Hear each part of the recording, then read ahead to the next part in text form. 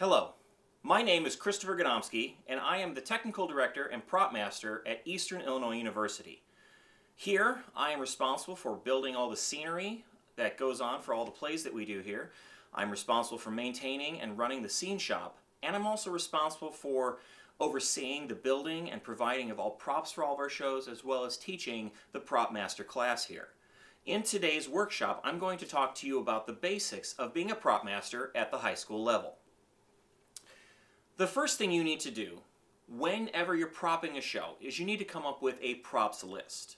Now, to make a props list, you can do that in several ways. The first way is to look at the back of a script and see if they have a provided props list there in the script at the back of the book. Many shows do have a comprehensive or a mostly comprehensive props list that you can utilize to find the props for your show.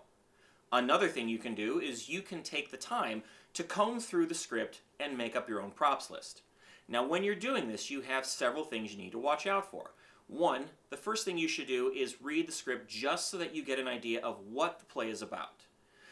After you've read through the entire script and you know what the play is about, you know the story, you know the characters and the scenes, then you can read it a second time and start making your list. When you compile a props list this way, you have to watch for several things. The first is you need to look at the stage directions located right there in the script. The stage directions will frequently tell you what a scene looks like, what items are contained in the scene. It might tell you specifically that a character walks on carrying something, or in the character description, it might even say something specific about a prop that is either incorporated into their costume or is something that they walk on with or utilize in those stage directions on stage. Another thing you can do, in addition to looking for those stage notes, is you can look to see what the characters themselves are saying. If a character says directly on stage in the script that another character has a very nice blue umbrella, well, there you go. There is a perfect note for what prop you should have. It has stated that as an umbrella. It has stated that that umbrella should be blue. If another character says to another character, that is a nice blue umbrella you've got, then don't make the mistake of making that umbrella black or red or rainbow color. You have to stick with what it says in the script. Now, if a character says, that is a nice umbrella you've got, then you've got some freedom to maybe come up with a color choice that either you, or more importantly, your director, wants for that character and that show. So those are some ways that you can go ahead and compile your props list. The final way is to ask your director and your stage manager to provide you with a list. Now, once you have this list, you're going to also need to ask the director some questions. If they say that there is food required for this show, okay, is this food that will actually be eaten on stage? If it's food that is eaten on stage, then you have to provide real food for the actors. If it is not going to be eaten, you can come up with fake food that does not have to be refrigerated, that does not go bad, that you don't have to worry about providing for each night of the production. If it's food that is eaten, you're going to have to provide enough to supply the entire run of the show. You're going to have to make sure that it is food that can be eaten by that particular actor, that it's not something that they are allergic to, that it is not something that they cannot stand the taste of. Try to make sure that that food will then be palatable and edible by your actor, and that you've got enough to last you through all of your tech rehearsals as well as through all of your productions. So those are some questions you might ask of your director. If it says that you're going to have weapons, many directors frequently have told me in the past, I need guns for this show. Well, okay. If anybody knows anything about guns, you know that there is a multitude of guns from across the centuries. We can go all the way back to wheel-lock or flintlock pistols and rifles, up to today's modern technology. So the question will always then come down to is, what kind of guns? What period? Do they need to be functional? How many guns? And by functional, when I ask that question, I don't mean can they actually shoot somebody, but do they need to make sounds? Is it something that has to fire blanks, Or are they just going to hold it on stage? Does it need to be realistic, or can it be somewhat fake looking? All these questions have to be asked of your director so that you can adequately provide the show with the props that it needs. So those are some things to take care of when you're initially propping a show, when you're first coming up with that props list so that you can then provide props. Now, after you've come up with a thorough props list, understand that there are things that are going to be cut from that list. Understand that there are things that are going to be added to that list as the rehearsal process goes on. I also tell all my students here at the collegiate level that whenever you're propping a show, whenever you're building scenery, whenever you're designing something, never take it personal if or when a director cuts something from the show. Inevitably, it's going to happen. You're going to spend 2 weeks building the most beautiful prop for this show. And then we get to Tech Week, and the director finds that it just doesn't work for the show. It doesn't fit well into the action of the play. It holds it up. It's something that may be the wrong size or the wrong color, and even though all along the director's been saying this is perfect, we're now in tech rehearsals and we find it just doesn't quite work. So, when it happens that you have to cut a prop, that you have to modify a prop, never take it as a personal insult. Everything we do is for the benefit of this show. It is not to serve ourselves, it is to serve the director and to serve the storytelling. Always keep that in mind. So, you have your props list. You've gone through it, you've figured out what you need. How are you going to provide props for your show? You're at the collegiate level. Some of you come from high schools that are very well off with money. You're financially stable, you've got enough money to provide scenery and props and costumes. Some of you come from high schools where you don't have hardly any budget at all, maybe even no budget, and so you have to provide everything yourselves. You have to look through your closets, you have to talk to relatives and find out if they've got something you can use. Every one of you who's watching this video is going to come from a different background. So I'm going to give you some ideas and some ways that you can use to prop your show effectively at the high school level. One, the first thing you can do in acquiring props is to modify something. Let's say you have a clock and it's just a very basic clock. It's got some it's like a small mantle clock. Maybe the script calls for something that has to be a lot more elaborate, that has to look a lot nicer than the prop you currently have. You can always modify that prop. Unless it's a prop that you've borrowed from somebody else, if it's something you own, that the theater owns or that you own and you know that you can change it, feel free to modify that prop. Add some paint to it, add some embellishments to it, make it, dress it up and make it look a lot fancier than it currently is. You can always take a prop that exists, add some paint, add some extra little bits here and there, and you can make it look completely different. That is the method we call modifying. So never be afraid to modify one prop into something else. In fact, just the other day, one of my students was working on a prop for a show in which we are having Hades, the god of the underworld. And Hades, in Greek mythology, is defended by a three-headed dog named Cerberus. To make this dog, we're making something that's a little bit like a lap dog that's kind of cutesy. We took 3 stuffed animal dogs, we took the heads off of 2 of them, and we stitched them onto the body of the first one. So now we have a very tiny, cute little 3-headed dog. That is a method of modification. By having skills such as sewing, painting, carpentry, sculpture, any of these things can be utilized by a prop master to take one thing and turn it into another. So modification is the first method that you can use to create props specifically for your show. Another method you can utilize for propping your show is to borrow something. There's been many times where I have had to borrow a prop from a friend of mine, from somebody who was friendly to the theater, from a family member.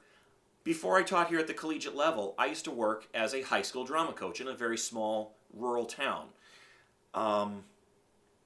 My grandmother-in-law provided many props for the shows from her own house.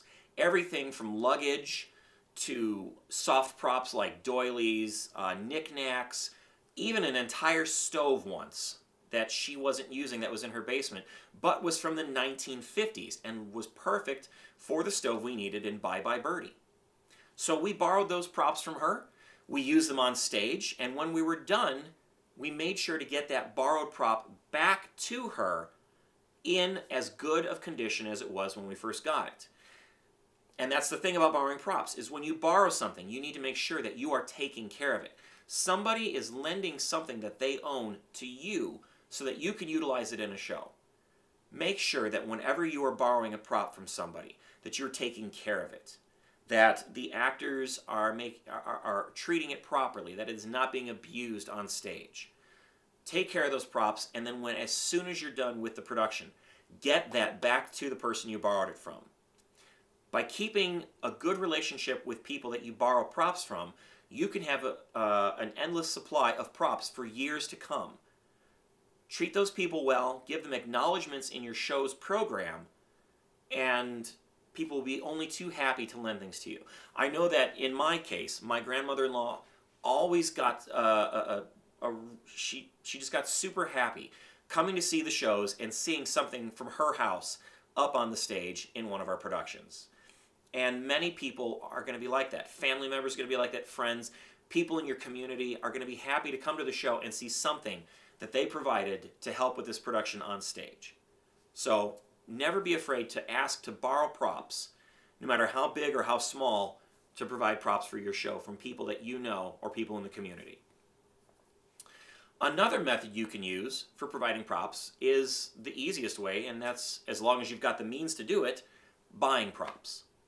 If you've got the financial ability to do so, in today's day of the internet, where we can get anything we want from anywhere in the world, you can always buy a prop. There are specialty sites that you can look at outside of Amazon. Now, Amazon, of course, is the place that we all go to first. But there's many other specialty sites that will provide things at either a better price than Amazon or things that Amazon doesn't carry. Because while Amazon does carry many, many, many items, they don't carry everything. So feel free to shop around on the internet. Another thing you can do, and this is going to be something I'm going to recommend you do first, look at businesses in your local community. Go to nearby towns, go to businesses within your own community, and try to support the community that you live in. Look at local shops, specialty shops. Antique shops are wonderful places to go and shop for props. I've done many, many different prop excursions in antique shops, resale shops, Goodwill, Salvation Army, the Restore. All these places are fantastic places within your own community, as well as small mom and pop shops that you can buy props from right there in your local community. So always look there first. I'm not going to lie, the first place I go to when I'm going to go to a local store is typically Walmart. Walmart does have many items, but they don't have everything. So check out Walmart for the things you need. Food it's a great place to get food at good prices, but look at some of the smaller stores. Look at some of the stores that are owned by the mom and pops that are from your local community, and check out those stores to buy your props at. If you can't find it in person, you will be able to find it online. But check with your drama coach and find out what method they use for buying things. And frequently they will either have purchasing orders or a school credit card that they can then use to buy those props. So maybe you do the legwork and find out where it is, report that back to your drama coach, and then they can do the buying of props. If you do buy a prop, keep your receipt. Give that back to your drama coach. Give that to your school office and make sure that you get reimbursed for those props. So buying props is another way that we can use. Now remember, we don't always have to go to buying props first. We can modify something, we can borrow something, and then we can buy it if we can't find it. And then the last way I'm going to tell you about, well, actually, no, not the last way. The second to last way I'm going to tell you about is building props. Let's say it's something we can't find, or it's too cost prohibitive to buy something or rent it even online, or we can't find it for rent. Well, if you are a skilled craftsperson, you can build your own props. A good prop master, a good props artisan, can do carpentry. They can do sewing and fabric work, upholstery. They can do painting and sculpture. As you get along in your skills, welding and metalworking is something. Knowing how to do electronics, which is something I do not yet possess as a skill. But those are all methods of building props that are vital to a good prop master. Mold making is something I'm going to be teaching for the first time in a props class in the spring semester. So all these methods are methods we can use for building our own props. A couple years ago, we were doing a production of A Christmas Carol, and one of the items we needed was a wood-burning stove that had to go on stage and off stage. Well, a wood-burning stove, you can find a vintage wood-burning stove in a resale shop, frequently at somebody's house. But they're dirty, they're heavy, they're hard to move around. So instead of having a real steel or cast iron wood-burning stove on stage, we built one out of lumber and cardboard. And it weighed maybe at most 40 to 50 pounds. It was something that could be easily brought on stage. And of course, we weren't burning anything on stage, so it didn't have to be fireproof. We loaded inside of it some fake logs along with some lighting effects to make it look like there was an actual fire burning in it. And if you even wanted to add a smoke machine to the smokestack, you could even have smoke escaping from the chimney. But that was a very effective and low cost and lightweight, easy to get way to build a wood-burning stove. All because we in our shop knew how to do woodworking and some basic painting and craft skills. So painting, or rather building a prop, is the fourth way that you can acquire props for your show. Maybe you don't know how to build something. Maybe you're not yet skilled in that. Do you have a family member at home who is talented and maybe can help out with that? Do you have a relative who excels at painting or sculpting and can maybe lend their talents? Those are all ways that you can help build a prop for your high school.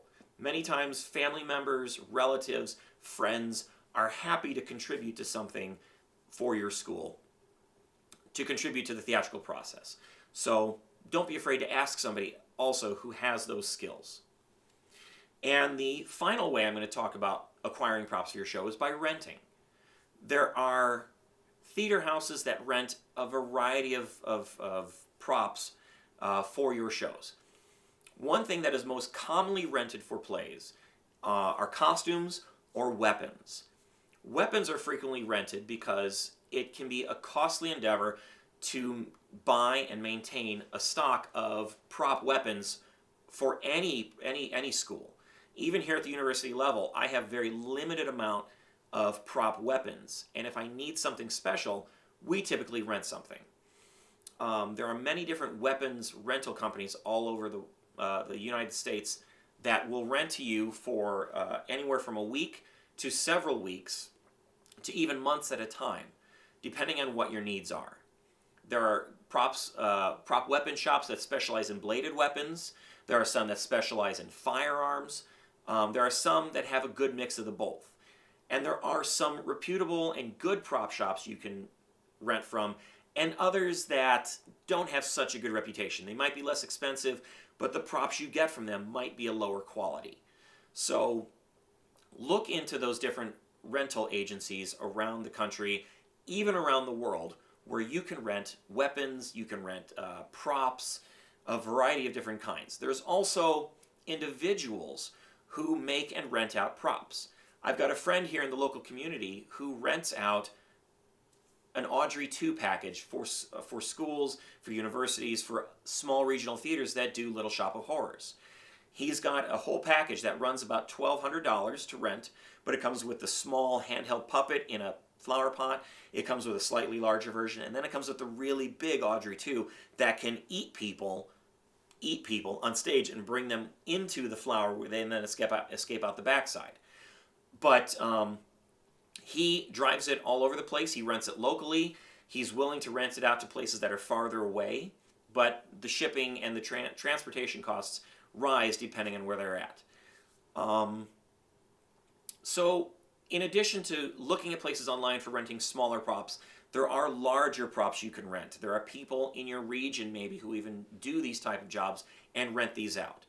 Other theater companies, if you have a small theater company in your area, they might rent or even lend their props to you. Check with local universities.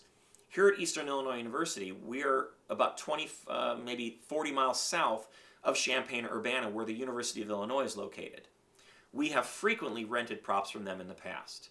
So check with your universities, check with your regional theaters, check with local companies and local artisans to find out what props near you are available for rent.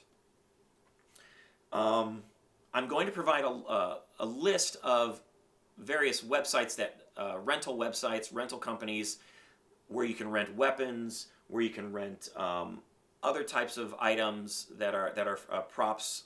I'm going to post a couple links to different websites that show you how to do crafting and building of your own props, as well as just a variety of ideas for ways you can utilize things. There's a ton of channels on YouTube where you can go and watch methods of creating props, armor, food, weapons. Nearly anything you're looking for these days can be found at a certain website or on YouTube on the internet.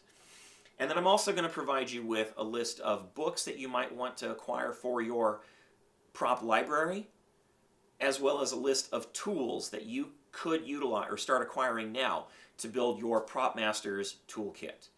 So either your drama coach will furnish you with this list that I provide, or you can follow a link that will be provided eventually after this video is done. So those are the methods you can utilize as a high schooler to prop your show effectively. Low-cost ways, creative, and different ways of coming up with something that you might not have previously had for your next show. All right, well, thank you for watching my workshop on propping for your high school, and I hope you do well propping your next show, and good luck to you all. Break a leg. Thank you for coming.